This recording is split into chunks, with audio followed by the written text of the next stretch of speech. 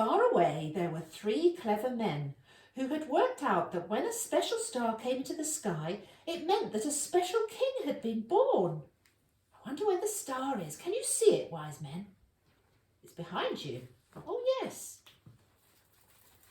The clever men set off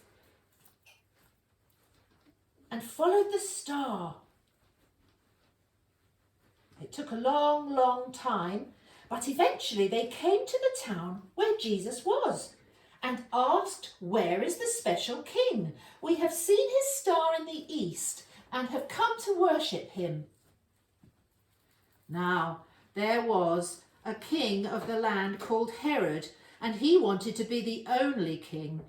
He didn't want another king to come. So he asked the clever men to find this new king and come back and tell him where he was. He said to them, "If you tell me where he is, I can go and see him too and take him a present." But Herod was a bad man, and he only wanted to be the king of the land, the only king.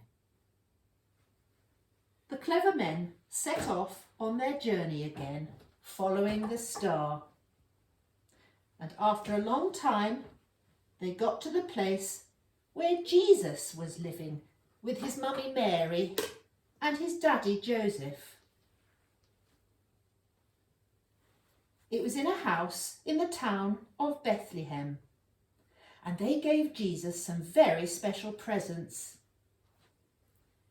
Gold is for kings. Frankincense is a special perfume, and myrrh is a special cream.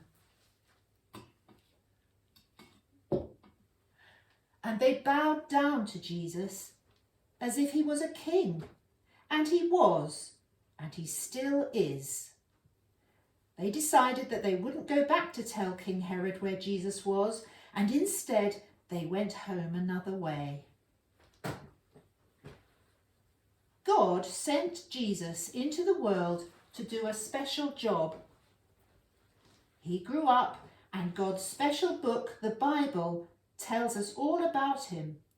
We have Christmas to remember that Jesus was born. It's a bit like Jesus' birthday.